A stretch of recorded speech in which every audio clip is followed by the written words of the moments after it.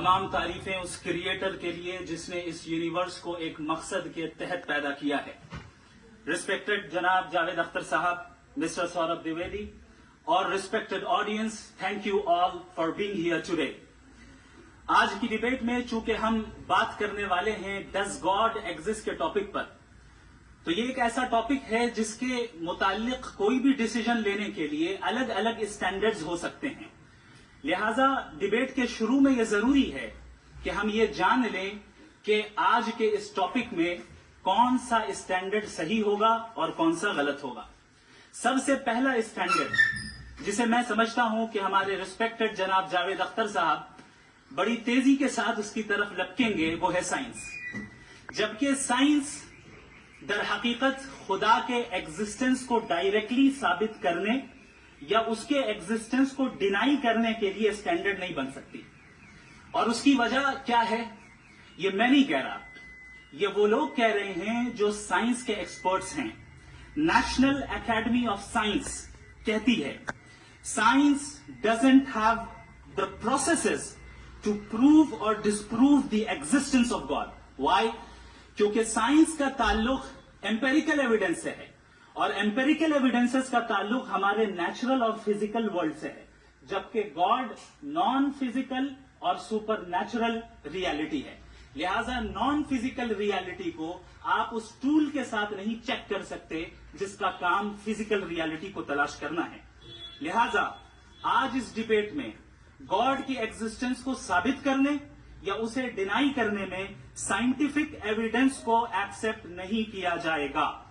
دوسرا اسٹینڈرڈ ہو سکتا ہے ریویلیشن, کہ ریویلیشن کے ذریعے ہم یہ ثابت کریں کہ گاڈ ایگزسٹ کرتا ہے یا نہیں. لیکن یہ اسٹینڈرڈ بھی آج ارریلیونٹ ہے. کیوں؟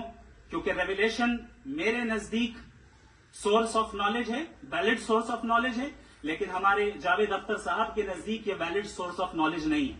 لہذا آج کی ڈیبیٹ میں ایک بھی ایویڈنس کسی بھی مذہبی اسکرپچر سے نہیں دوں گا تاکہ جاوید اختر صاحب کے لیے وہ ان ایکسپٹیبل نہ ہو. تیسرا جو معیار ہو سکتا ہے وہ ہے آبزرویشن, کہ بھئی کوئی کہے کہ ہمیں خدا دکھاؤ, اگر ہے تو دکھاؤ, یا یہ کہ خدا کے ایگزسٹنس پر ایمپیریکل ایویڈنس دو. تو یہ ہے در حقیقت غلط ٹول کا استعمال کرنا. یہ ایسا ہی ہے کہ جاوید صاحب مجھ سے یہ مطالبہ کریں کہ مفتی صاحب آپ میٹل ڈیٹیکٹر کے ذریعے پلاسٹک ڈیٹیکٹ کر کے دکھائیں. اب چونکہ پلاسٹک ڈیٹیکٹ نہیں ہو پا رہی ہے لہذا plastic does not exist. No, you are using the wrong tool. اس ٹول سے پلاسٹک کو ڈیٹیکٹ نہیں کیا جاتا. لہذا میں سمجھتا ہوں کہ گاڈ کے ایگزسٹنس پر ایمپیریکل ایویڈنس کا مطالبہ کرنا ایک بچکانہ مطالبہ ہے, اور ہمارے ریسپیکٹڈ جناب جاوید اختر صاحب اس اسٹیج سے اب بہت آگے نکل چکے ہیں. اب بچتا ہے ایک ہی اسٹینڈرڈ, اور وہ اسٹینڈرڈ ہے عقل, لاجک, ریزننگ.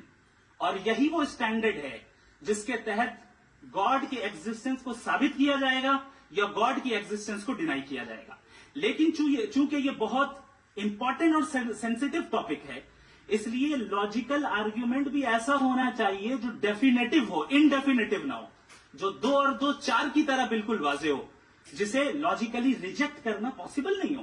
فار ایگزامپل ہم کہیں ہمارے ریسپیکٹڈ مسٹر سوربھ صاحب یہ ایک انسان ہے اور تمام انسان کانشیس بینگ ہے. لہذا نتیجہ کیا نکلا؟ ہمارے سوربھ صاحب بھی کانشیس بینگ ہے. کیا یہ انڈیفینٹ آرگیومنٹ ہے یا ڈیفینٹ آرگیومنٹ ہے؟ یہ ڈیفینٹ آرگیومنٹ ہے. یہ 2 اور 2 کی طرح واضح ہے. اس میں کسی طرح جو ہے لاجیکلی اس کو ریجیکٹ نہیں کیا جا سکتا. تو اگر آج ہمارے جاوید اختر صاحب ایسی کوئی عقلی دلیل اور لاجیکل ایویڈنس دیں خدا کے نہ ہونے پر جو ڈیفینٹ بھی ہو, تو میں یہ اعلان کرتا ہوں کہ یقیناً میں اس ایویڈنس کو قبول کروں گا اور اس پر غور کروں گا. لیکن ساتھ میں یہ بھی اعلان کر دیتا ہوں پریڈکشن کے طور پر کہ ایسا کوئی ڈیفینٹ آرگیومنٹ کوئی نہیں پیش کر سکتا. دلیل ہم دیں گے اور ڈیفینیٹو دلیل دیں گے, لاجیکل دلیل دیں گے, ایسی دلیل دیں گے جو انٹائر ایتھیسٹک ورلڈ اسے ریفیوٹ نہیں کر سکتی. چلیں اب ہم ایک ایگزامپل سوچتے ہیں, ایک سیناریو, سمپل سیناریو. تمام آڈینس سے گزارش ہے, ہم اور آپ ایک آئسولیٹڈ آئیلینڈ پر ہیں, ایسا آئیلینڈ جہاں پہ ہم سے پہلے کوئی کبھی نہیں گیا.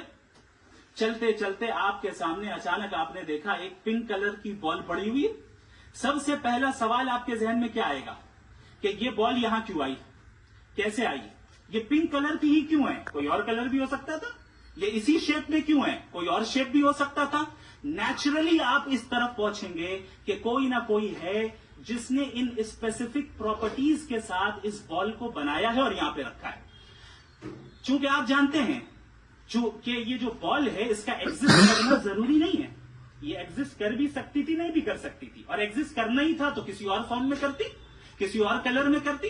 अब आप इस बॉल को एक्सपैंड करते चले जाएं, एक्सपैंड करते चले जाएं, एक्सपैंड करते चले जाएं, यहां तक कि ये बॉल यूनिवर्स के साइज की हो जाए। बताइए कि क्या साइज के बढ़ जाने से सवाल बदल जाएगा? हरगिज नहीं बदलेगा। अभी भी सवाल रहेगा, ये यूनिवर्स कहां से आया, इन स्पेसिफिक प्रॉपर्टीज के साथ कहां से आया, क्यों आया, किसने बनाया, ये सवाल उस वक्त भी वैलिड रहेगा। लेकिन ये सवाल अगर हम जनाब जावेद अख्तर साहब से करें तो चूंकि इनका वर्ल्ड व्यू एथिस्टिक है, और सिर्फ इनका नहीं, मतलब जितने भी एथिस्ट हैं और एथिस्टिक वर्ल्ड व्यू को रखने वाले से अगर आप ये सवाल करें कि ये यूनिवर्स कहां से आया, तो इनका जवाब या तो आर्ग्यूमेंट फ्रॉम इग्नोरेंस होगा या डॉगमेटिक होगा। या तो ये कहेंगे कि मुझे नहीं पता कि ये कहां से आया, लिहाजा